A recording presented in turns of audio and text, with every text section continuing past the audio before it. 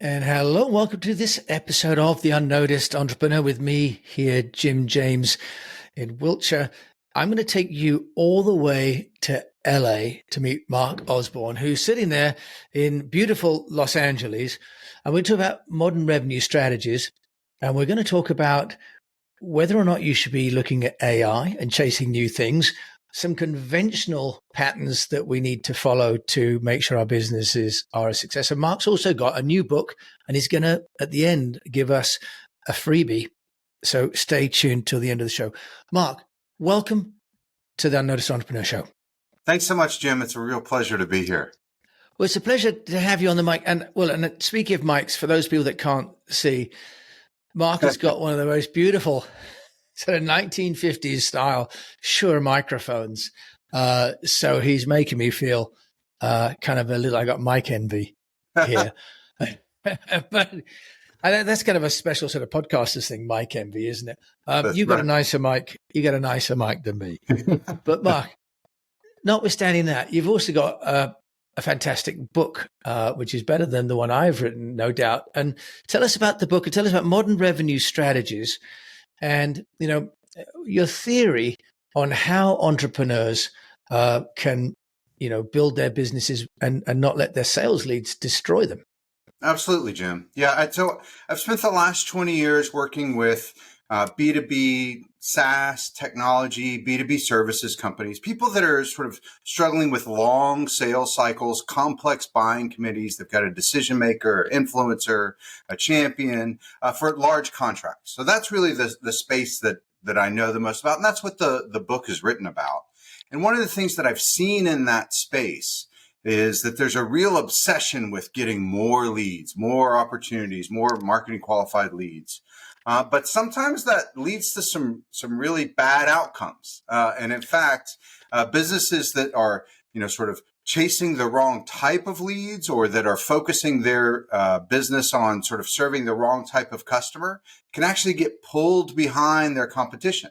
And be pulled, back instead of, experiencing success. They experience a lot of failure. In fact, it can create sort of a doom loop and a cycle that kills the business because these sort of bad leads are really sort of detracting them from their core mission, having them build customized solutions that isn't what the market is looking for, and then ultimately not renewing, not upselling or increasing the engagement, not serving as a referral in the marketplace, and really sort of killing the business.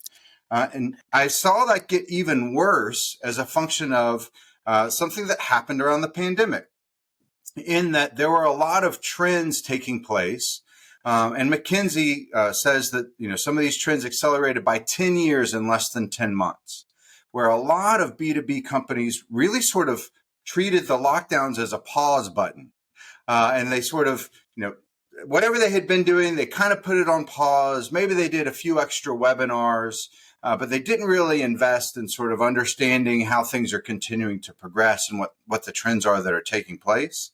And then when people started returning back to office and going back to conferences, they went back to the same strategy of throwing up a white paper, asking people to give them their email address in exchange for the download, treating all of those emails like a qualified lead and moving forward from there. And that just doesn't work today.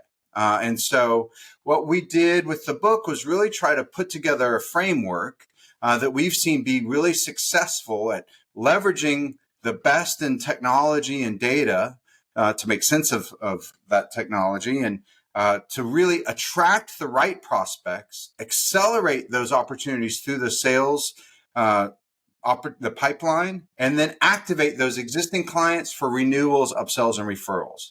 And by building a systemic approach to that, that's what we've really seen be the most successful for companies as they're coming into this sort of time of really economic uncertainty that we're in right now.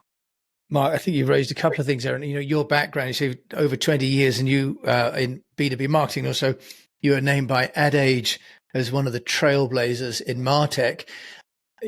We've had on the show Scott Brinker, who is, who puts together the landscape. And he, even 2 years ago, had over 2,000, MarTech apps. It's worse than a wilderness, right? And AI is making it even more dangerous for anybody.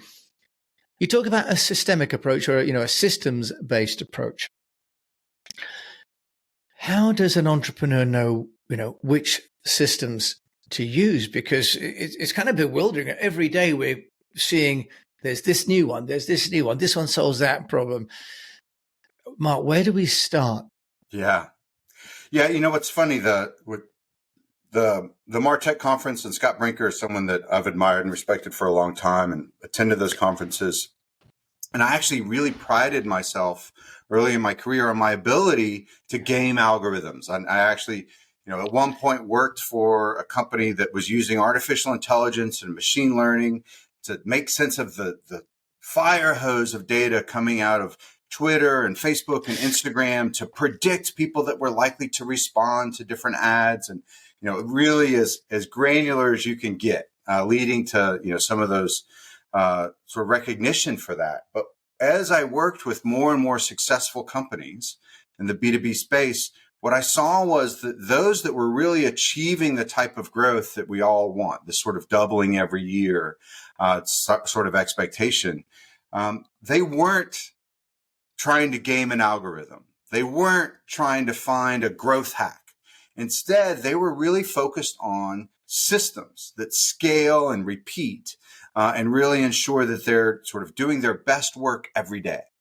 And that they can teach to other people so that as they grow, they can have more people bring in on it. The other thing that I've seen is that systems create a much more harmonious work environment because marketing and sales and customer success can come together as a revenue team and build systems. And then if we don't achieve our goals, we can look at, well, what broke down in the system? Instead of wagging our finger at one person and saying, well, you failed. You didn't bring in enough leads, or you didn't close enough of the leads that we brought, or you didn't renew enough of those customers. So creating a systems approach creates a lot more harmony, a lot more confidence in how things are going to move forward and that you'll hit your projections. Because where the system starts to break down or where the leading indicators aren't showing that you're going to achieve what it is you need to achieve, you could focus on improving that. And so that's something that we've seen to be really powerful for businesses. So, Mark, that's interesting. So the implication of that is that marketing isn't about creativity, it's about process. And as you say, a lot of companies are getting a lot of leads that are not actually of any value. I have some clients that have employed social media companies to help them, and they said they're getting more and more inquiries, but less and less business. That's right. Because actually it's the people who've got time on their hands who do the inquiring, right? I mean, you don't see Bill Gates on LinkedIn. That's right. So if we have to think about systems and processes, Mark, tell us, are your leads killing your business in your book? Do you want to just explain to us how you help an entrepreneur to map out this system? Because most of entrepreneurs are good at a product or a service. Yeah. Most of us are not systems-oriented people. Well, so you said something earlier that I do want to touch on, which is that it's not about creativity, it's about process. I actually find that process enables creativity because once you start to sort of set ground rules of here's what we need to accomplish, you can bring together disparate teams and really have creative collaboration on how do we move this leading indicator of success. And that really creates a framework where you can be much more creative and much more collaborative. And so I think that's worth pointing out. But the thing that I, sort of see be successful for companies around this is, first off, it's around prioritizing where do you focus. And, we've worked with companies for, more than 20 years. And so we have some sort of tried and true benchmarks of, are your attraction systems working? Are you bringing in enough of the right qualified prospects? Are your acceleration systems working? Are you moving those opportunities through the pipeline fast enough and with enough success? Are your activation systems working? Are you getting enough renewals, upsells, and referrals to really dominate your marketplace? And just starting there creates a lot of focus within a business to say, where do I even begin to sort of grow my revenues?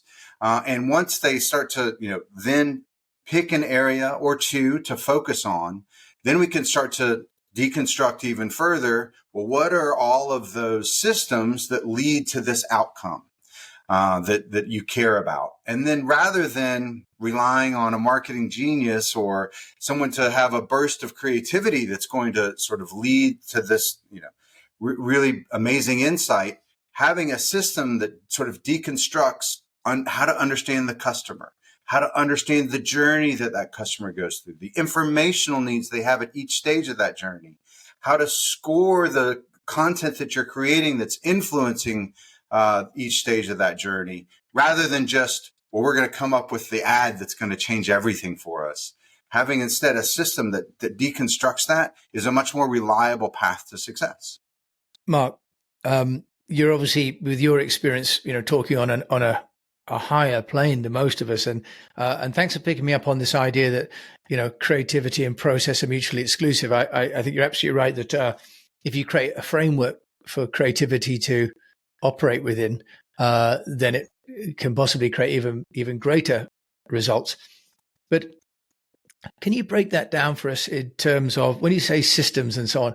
For most people, then it may be HubSpot, which then, for example, right, becomes it's expensive and overwhelming. Right. I mean, with all due respect to Scott Brinker, who actually works at HubSpot, a lot of these tools quite quickly have got functionality that's well beyond what most people can understand, let alone operate, unless they're full-time managers. Can you give us some examples of how someone might create just the simplest of systems as a flow that they could use? Can you give us an example that someone could create that's not expensive, that just gets them started? That's right. Well, and you also you mentioned sort of these technologies, and many times we see companies sort of look to a technology as a silver bullet. Well, once we implement HubSpot, for example, it's going to solve all of our problems. And that's not really true. And what I see with, companies is it's the ones that start with the problem. And there's the old adage, marketing starts with the market. So you start by thinking about your customer. And then, what is that critical customer flow? In fact, David Jennings out of Australia has a great book, Systemology. And in that book, he describes this sort of idea of a critical customer flow.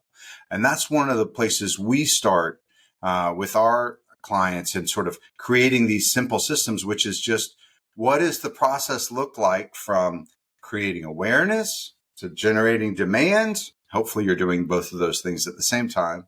Creating awareness, generating demand, capturing that interest and sort of capturing a way to create a dialogue, moving them through their informational needs as they evaluate, am I in market for this?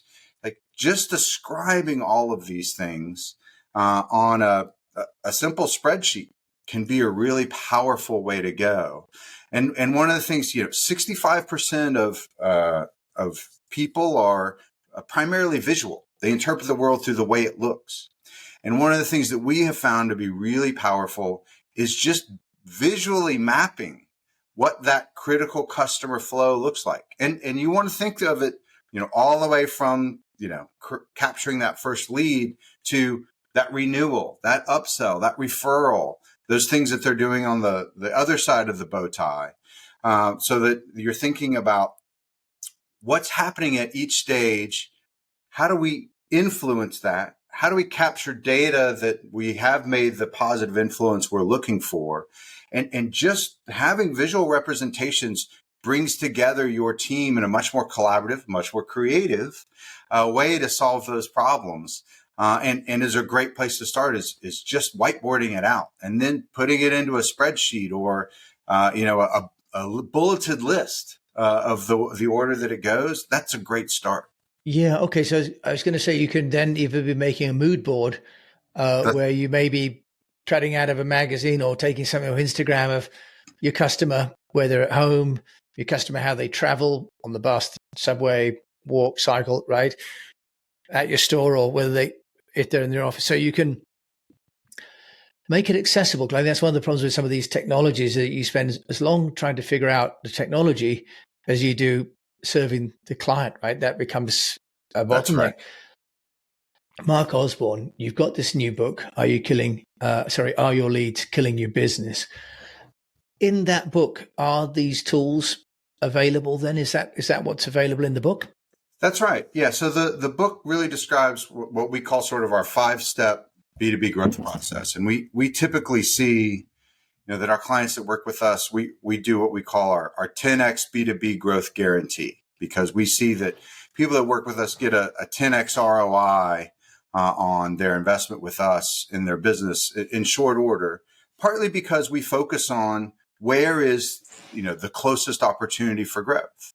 And so the sort of 5 stages that we talk about are bringing your team together to align on, what are the goals that you're trying to do, build some structures and systems for, reporting and sort of tracking success. And then it's about attracting the right customers. And we have a number of tools within the book for how to build your ideal customer profile for tier 1, tier 2, tier 3, how to use that to guide through thinking about the context that's sending your customer to market, which is often something that's missed in firmographic descriptions of a customer, but instead, what's the context that drives them to market? Then thinking again, using templates to describe your sort of the personas of your decision makers, your influencers, your champions within that sort of this, buying committee that exists. How to use tools to link marketing to sales, and to sort of, and we call it an account intelligence profile, so that you can really decide collaboratively, is this truly a qualified lead? What is it that we know about them that makes us think that they're making a decision now? They're not just researching to stay up on the industry. And so really sort of understanding all of those different things. And all of those toolkits are available with the book. And in fact, we also give purchasers of the book several hours of free videos that they can use to sort of explore some of these topics further. I walk through the processes that we use in creating a really powerful differentiated positioning strategy that sort of creates demand while generating awareness. Walk through how we build some of the systems to create alignment and collaboration between marketing, sales, and customer success so that you have more confidence going through. And then also the systems that we use for unpacking the sort of customer journey and mapping your content to each stage of that customer journey and those informational needs that can really be a lot more powerful than just buying more ads. Mark, that sounds like a huge amount of value. And mindful of the time here, we're going to put a link, I think, in the show notes to a free download. I think you're kindly offering for the book, so that's wonderful. The first 50 folks that go to that link will be able to get that download, and then with that download will come the full toolkit. Okay, great. So we'll put that in, and rush is the answer there. Mark, you're also an entrepreneur. And so what have you been doing to get yourself noticed? Because in itself, that's a job, isn't it? Sure. So, I like to hear myself talk. I've got this lovely microphone. I might as well put it to use. And so I have found, having really good conversations like this one has been a great way to sort of take the story to the marketplace. And someone early on told me that, if you always come from a place of generosity, of, give away as much as you can, add as much value as early as possible, rather than, you got to pay me to know the secrets. That approach has typically been a much more successful approach, is sort of lead with that generosity. And frankly, I'm really lucky that my job is also my hobby, and that I love talking about marketing and how to grow businesses. And I spend many hours every week talking with people who are not really a qualified prospect for me, but have an interesting business problem, and I can't help myself. We get into a long conversation. I give them some good ideas to go try and point them in some other directions, and off they go. Mark, I think, I like it so much that I started the podcast. Yeah, that's right. Mark, if there's something that you found doesn't work, because, I always ask my guests if there's one thing that they would tell people to steer clear of, what would that be? It's sort of a truism, but also a trap that's hard to stay out of, which is, you really have to focus on a niche. Like going too broad is really the challenge, because when you're trying to be the right fit for everyone, then you wind up being the right fit for no one, or at least they can't see themselves in your business and how you would work together, because it just doesn't feel tangible and it doesn't feel real. So that challenge, that thing that doesn't work, is trying to go to the market broadly, and to say, hey, I can help you. Whatever your problem is, I can help you. And even if you can, and even if you do have broad experience, it just doesn't resonate with the marketplace. And it doesn't, sort of set you up for success working with those customers.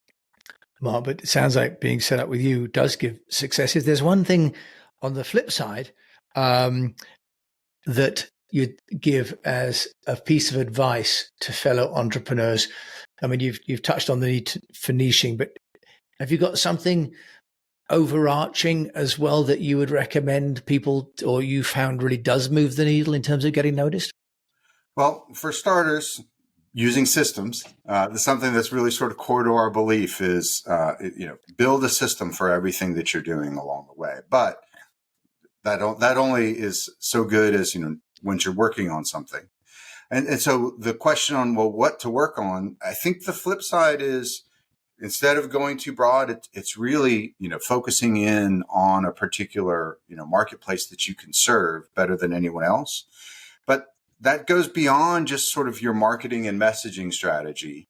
It goes into how you build the processes and systems that help you deliver. Because if you're trying to solve every problem, even every problem for a particular niche, then you're always going to be sort of creating a new wheel every time that problem comes up, rather than refining processes that help you get faster and more efficient, and to serve better on a certain type of problem.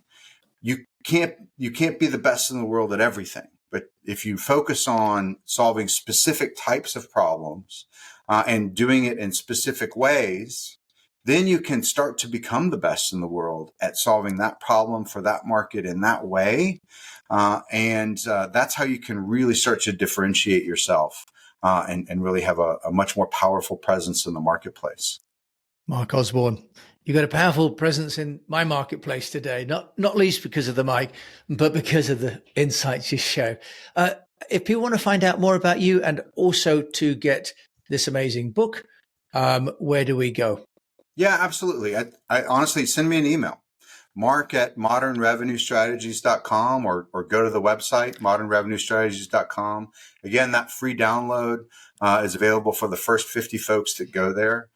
We've also been doing, sort of this kind of free diagnostic. Again, a lot of companies struggle with, well, where do we focus on growing our revenues? Is it on getting more leads, or are those leads killing our business? Is it accelerating the leads we have through the sales cycle, or is it, getting more renewals, upsells, referrals, and testimonials from our existing client base? We do a really quick 30-minute diagnostic, which will bring in some of the sort of benchmarks and best practices we've seen from, working with companies over the last, 20 years. And that can immediately provide some direction on what's the fastest path to growth. And if you need help on, sort of crafting that path further, we can help there too. Mark Osborne, thank you so much for joining me and sharing your book, Are Your Leads Killing Your Business? And I noticed we didn't talk once about AI, which is amazing. Right. There's a whole nother topic there, but it's interesting, the message that you've given about building systems and not chasing the latest fad. Mark, thank you so much for joining us today. Thanks so much, Jim. I really enjoyed it. Well, me too. And, Mark Osborne, his details will be in the show notes, but he's also shared those, and 50 downloads, so don't delay. And thank you for joining Mark and I today on the Unnoticed Entrepreneur Show. I hope you've enjoyed it and taken it out as much as I have. And also a fundamentally reassuring message, because building systems doesn't mean chasing the latest AI tool. It's about doubling down, going back to the customers that you've got and seeing what works when you serve them properly, and building systems around those people, not finding new tools that might excite you and be kind of cool to talk about in the pub or the bar or the sports club. So if you've enjoyed this, please do review it and do please share it with an unnoticed entrepreneur, and follow the show, because I don't want you to miss any of our amazing guests that are lined up all the way through till Christmas and beyond. So until we meet again, I just encourage you to keep on communicating. Thanks for joining me, Jim James, on The Unnoticed Entrepreneur.